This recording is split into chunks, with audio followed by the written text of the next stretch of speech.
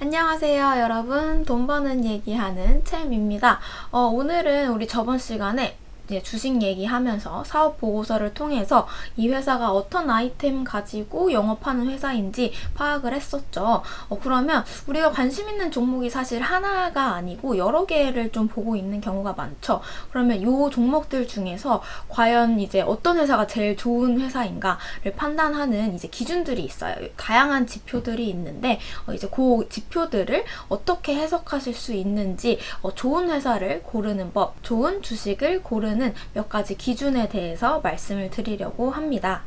일단 어떤 회사가 투자할 만한 좋은 회사인지 아닌지를 판단하는 기준이 몇 가지 있습니다.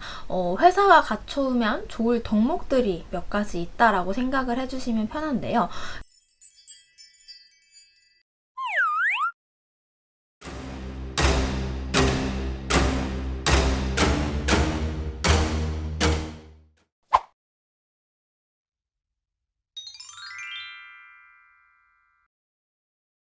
일단 주식이라는 게 미래의 성장 가능성을 보고 베팅하는 성격이 좀 크다라고 말씀을 드렸었죠. 그래서 첫 번째 덕목으로는 이 회사의 앞으로 성장성을 우리가 체크를 하게 되고요. 그리고 두 번째로는 똑같은 매출, 똑같이 물건을 팔더라도 비용 통제를 조금 더 잘해서 회사가 가져갈 수 있는 순수한 수익을 많이 뽑아내는 회사가 더 좋은 회사다라고 말을 할 수 있을 거예요. 그래서 요거를 한 단어로 정의를 하면 회사의 수익성을 우리가 봐야 하고요. 그리고 세 번째로는 이렇게 성장성도 돋보이고 앞으로 점점점 이제 회사의 성장이 기대가 되고 수익성도 되게 좋아요. 똑같은 매출을 올리는 회사들과 비교를 했을 때 비용 통제를 잘 해서 마진을 굉장히 잘 내는 회사라고 해볼게요. 근데 우리가 투자할 회사라면 어느 정도 안정적으로 하루아침에 망할 회사에 투자를 하면 안 되겠죠. 그래서 안정적으로 회사가 영업을 하고 있냐를 판단을 하셔야 하고요. 세 번째 덕목이고, 네 번째로는 이제 회사가 얼마나 나한테 이제 배당이라는 걸 많이 해주냐를 판단을 하셔야 합니다. 그래서 우리가 이제 각각 항목들 성장성, 수익성, 안정성, 배당 요 네 가지에 대해서 어떤 지표를 통해서 이 회사가 성장성이 좋은지 아닌지 등을 파악을 할 수 있는지 얘기를 해보도록 할게요. 우선 제일 처음 말씀드릴 덕목은 성장성입니다. 성장성은 이제 재무제표상의 손익계산서에서 회사의 매출액, 영업이익, 순이익이 전년 대비해서 꾸준히 성장을 하고 있었는가를 보시면 되는데요. 그래서 보통 전년 대비 이익 성장률을 기준으로 판단을 하는 경우가 많아요. 그래서 이 회사의 올해 2019년, 2020년 이익이 2018년보다도 더 성장을 하고 있는가를 파악을 하시는 게 좋고요. 이 이익 데이터를 통해서 이 회사의 성장 성을 파악을 하실 수가 있고요. 두 번째로 우리가 체크해야 할 덕목은 수익성입니다.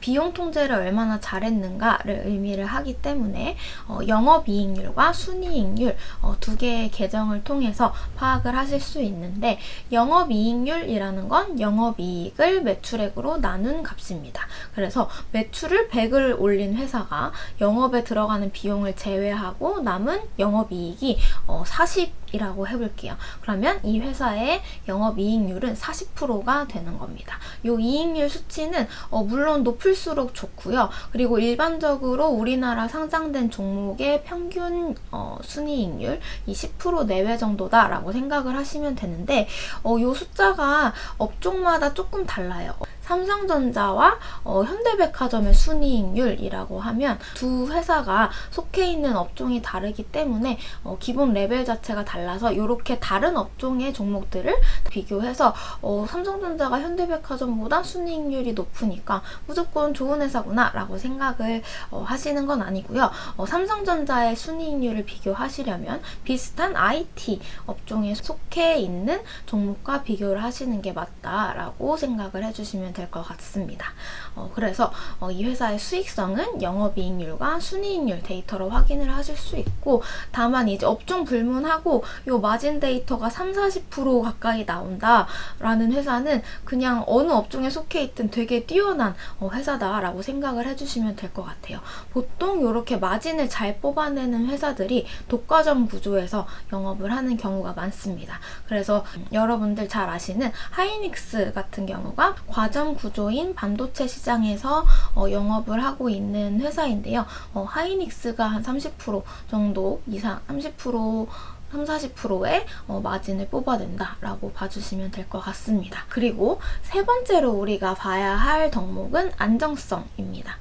안정성 같은 경우는 되게 요거를 그냥 스킵하고 앞에 두 가지 데이터만 보시는 경우가 많은데요. 개인적으로는 되게 중요한 변수라고 생각을 합니다. 이 회사가 성장성과 수익성이 모두 좋아서 투자를 했는데 하루아침에 망해버리면 사실 우리가 투자한 돈이 어떻게 될지 모르는 거잖아요.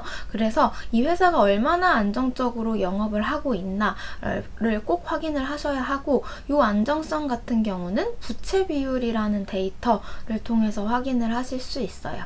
부채 비율은 우리가 이제 재무제표의 대차대조표 항목에서 자산과 그리고 부채, 자본이 있었죠. 자산, 이 회사가 영업을 하기 위해서 꾸려놓은 준비물을 남의 돈을 끌어와서 만든 부분이 부채였고요. 내 돈을 납입해서 넣은 부분이 자본이었어요.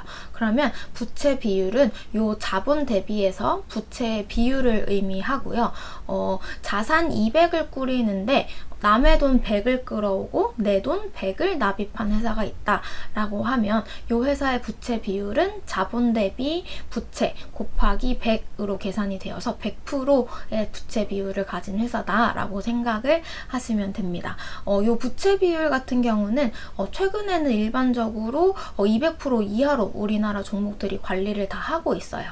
부채 비율은 수치가 높을수록 부실 가능성이 높은 회사다라고 생각을 하시면 되는데, 부채 비율이 높다는 의미는 이 회사를 운영하는데 내 돈을 납입한 금액보다 남의 돈을 과도하게 끌어와서 영업을 하고 있다는 의미니까요. 이 말은 빚을 많이 내서 영업을 하고 있다는 뜻입니다. 사실 빚을 내서 영업을 해도 되지만 이게 과도할 경우에 문제가 되는 거겠죠. 그래서 개인적으로는 여러분들이 이제 관심 있으신 종목이 있으셔서 이 종목의 부채 비율을 좀 확인을 해봤는데 300%가 넘어간다 라고 하면 조금 투자를 좀 신중하게 하실 필요가 있다라고 생각을 하고, 지금 방금 말씀드린 부채 비율, 순이익률, 영업이익률, 이익 증가율 같은 데이터들은 모두 이제 업종마다 기본적인 레벨이 다르기 때문에 반도체를 만드는 하이닉스라는 회사와 배를 만드는 대우조선해양이라는